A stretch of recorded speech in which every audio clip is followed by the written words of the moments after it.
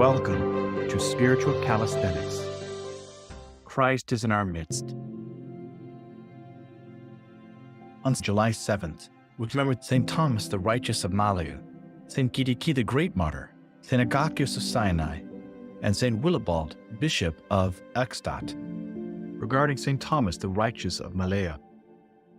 St. Thomas, though wealthy in material goods, though illustrious for the military trophies he had won in wars against the barbarians, forsook all that he had that he might gain Christ, and was led by a pillar of fire to Mount Malea.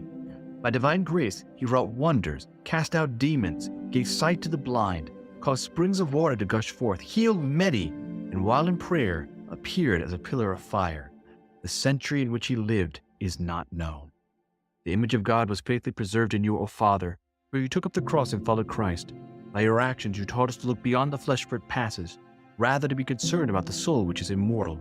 Wherefore, Holy Thomas, your soul rejoices with the angels.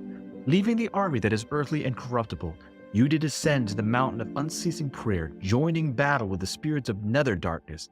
And since you did overcome your fleshless enemies, you brought your eternal King in victory. Hence we cry to you, rejoice, O Thomas of godly mind. Regarding St. Kyriake the Great Martyr. There was a devout Christian couple named Dorotheos and Eusebia, who were wealthy and philanthropic, yet had neither son nor daughter, which was a cause of grief for them. After supplicating God to grant them offspring, Eusebia conceived and gave birth to a daughter on a Sunday, which is the Lord's Day, hence her given name at holy baptism was Kyriake. From a young age she was modest and mature beyond her age, neither participating in the disorderly games of her peers or participating in their gossip, but she greatly revered her parents and attended to them. The more she aged, the more she grew in wisdom, knowledge, and beauty, both physically and spiritually. She was not interested in costly clothes, secular music, or dancing, preferring to live an ecclesiastical life and listen to the lives of the saints. Though she was attractive, she did not parade her beauty or adorn herself in any way to enhance it. Rather, she arrayed her soul with fasting, discipline, silence, prayer, guarding her eyes and restraining her tongue. And although many handsome young men sought her hand in marriage, Kyriake desired to preserve her virginity and devote all her life and love to Christ.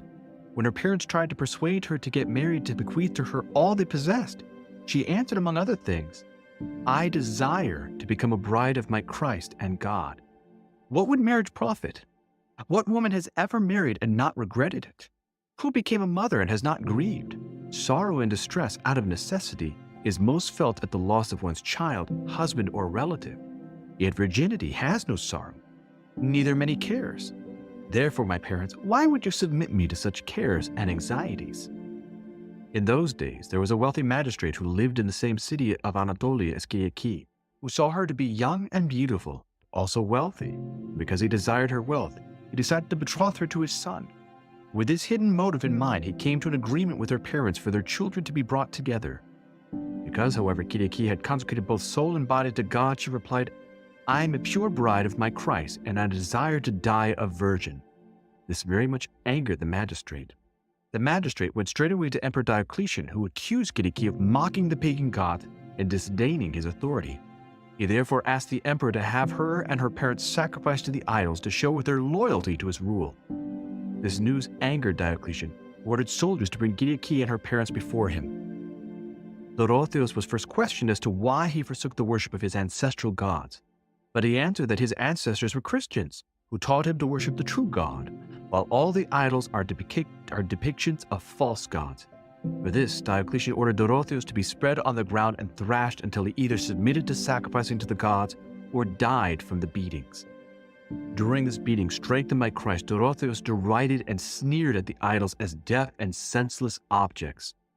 Seeing that Dorotheos would not submit by stripes nor be persuaded by flattery, he sent both Dorotheos and Eusebia to the city of Meladini, where a man named Justus tortured them without pity and in a savage manner. Unable to persuade them to abandon Christ, he struck off their heads with a sword, thus ending their earthly sojourn. Meanwhile, Kyriake was sent to be interrogated by his son-in-law of Diocletian named Maximian. In Nicomedia, marveling at her beauty, he tried to persuade her through flattery to abandon her beliefs and venerate the gods, even proposing that he would have her betrothed to a relative of his. To this Kyriake answered, "Do not think, O king, by these flatteries or by frightening punishments that I shall deny my sweetest Jesus Christ. For there is no torment, no punishment, and no torture which can separate me from his love. Though you would give me other riches with my patrimony, or even if you were to give me your earthly kingdom, it would be impossible for me to renounce the piety of my fathers. Moreover, I cannot consent to marry, for I prefer none other than to my Christ, to whom I have given myself, so I may live and die a virgin." Enraged by this, Maximian ordered her hands and feet tied so that she would be lashed with bullwhips till she either renounced Christ or died. Hoping she would grow timid, the emperor sat and waited, but the young maiden voluntarily dropped to the ground and took the pitiless flogging. She endured to the point that the executioners had to be changed 2 or 3 times. Despite this, the countenance of Kyriake radiated, strengthened by Christ. Having shamed the emperor, he decided to send her to the eparch of Bithynia named Hilaria in Chalcedon, who was reputed to have the temperament of a wild beast. His goal was to appear ferocious to the Christians, and by terrorizing them, gain the favor not only of the gods, but of all the governors of the realm. When Kyriake was presented to Hilarion, he flattered her and threatened her with harsh torments in order for her to change or die. Kyriake responded, "If Emperors Diocletian and Maximian were unable to conquer the power of Christ, how will you be able to overcome me? Therefore do not labor in vain with such works, but test me with deeds to behold the power of my Christ." Accepting this challenge, he was ordered to be raised aloft from the hairs of her head, where she remained suspended for many hours. They also burnt her flesh with lit torches. Yet Kyriake endured all of this courageously. Therefore Hilarion ordered her to be taken down and brought to prison. That night, Christ appeared in her cell, saying, "Fear not, O Kyriake, the tortures for my grace shall be with you, and shall deliver you from every temptation." With this, Christ healed her wounds and vanished. The next day, when the soldiers brought Kyriake to Hilarion, he marveled at her complete restoration, thinking the gods must love her, and pitied her beauty. Therefore he tried to persuade her to sacrifice to the gods, to give them thanks. To this, Kyriake answered, "It is not your gods, Hilarion, who have restored me, but my Christ, the true God, whom I believe in and worship. Nevertheless, since you wish to enter the temple of your gods, let us be off, and behold which gods you say you worship." Thinking the young maiden penitent, Hilarion rejoiced as they went to the temple. And when they entered the temple and he saw her bent on her knees to pray, a great earthquake occurred, causing the idols of the temple to fall, for she had prayed to Christ to show his power. Instead of Hilarion repenting before this display of the power of Christ before false gods, he blasphemed more strongly. Suddenly, a flash of lightning struck Hilarion in the face and burned him, which caused him to fall and expire. With the death of Hilarion, Apollonius became the eparch of Bithynia. In time, he also tried to persuade young Kyriake through flatteries and threats. But Kyriake once again confessed Christ with boldness and railed against the idols. For this, Apollonius ordered Kyriake to be cast into a great fire. After the great fire was prepared, Kyriake was thrown in it. But just as God preserved the 3 youths in the Babylonian furnace from Daniel, chapter 3, 21-25, Kyriake stood in the midst of the flames, praying, and a cloud appeared in the cloudless sky, giving off a downpour that quenched the fire.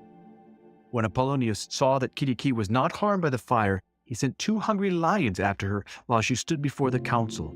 However, as God tamed the lions in the Babylonian den so as to not devour Daniel, God also guarded his handmaiden.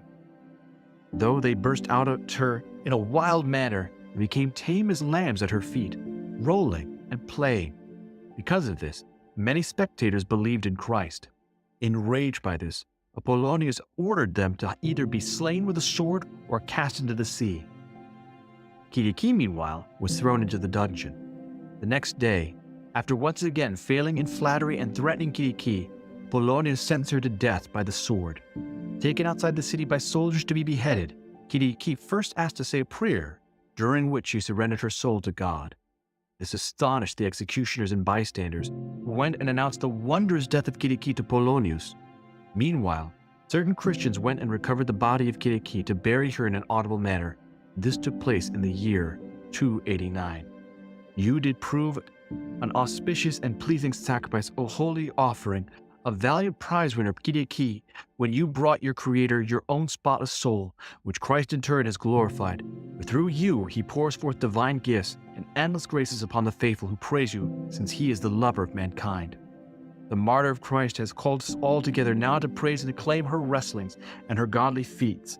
For possessed of bravery of mind, she has proved worthy of her name, being a lady and mistress of her mind and the passions of unseemliness.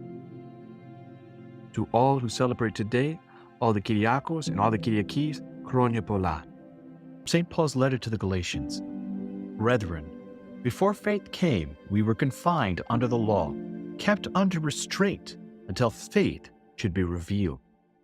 So that the law was our custodian until Christ came, that we might be justified by faith. But now that faith has come, we are no longer under a custodian. For in Christ Jesus you are all sons of God through faith.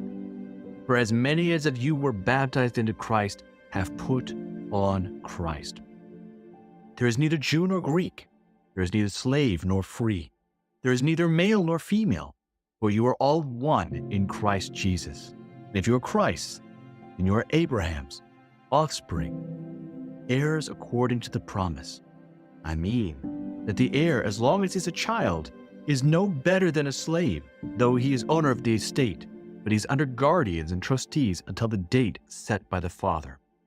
So with us, when we were children, we were slaves to the elemental spirits of the universe. So in other words, all of the ways that all the people tested Kyriake, they were like children, slaves to the elemental spirits, thinking that that's how the world works. But when the time had fully come, God sent forth his Son, born of a woman, born under the law, to redeem those who were under the law, so that we might receive adoption as sons.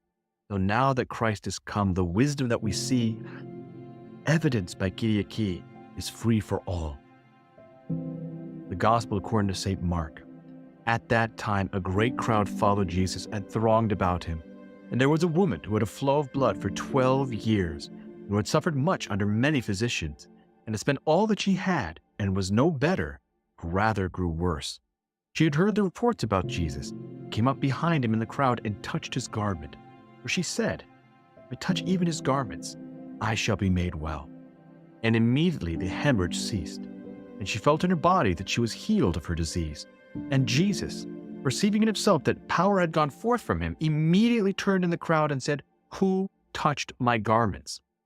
And his disciples said to him, you see the crowd pressing around you, and did you say, who touched me? And he looked around to see who had done it.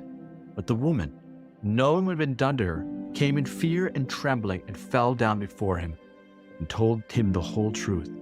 He said to her, daughter, your faith has made you well. Go in peace and be healed of your disease. So this gospel passage that is used for the majority of women saints is not because it is about an issue of womanly things and the blood and the hemorrhaging, rather showing forth this woman of great faith, because her faith was so great that she thought, all I need to do is touch his garment. If I just touch his garment, I will be made well. And that faith is echoed in churches today as we see women and men reach out during the great entrance and touch the phalonion, the cape-like garment of the priest, as he passes during the great entrance when he's bringing the gifts into the altar. I hope that you've enjoyed today's spiritual calisthenics. Have a blessed and wonderful day.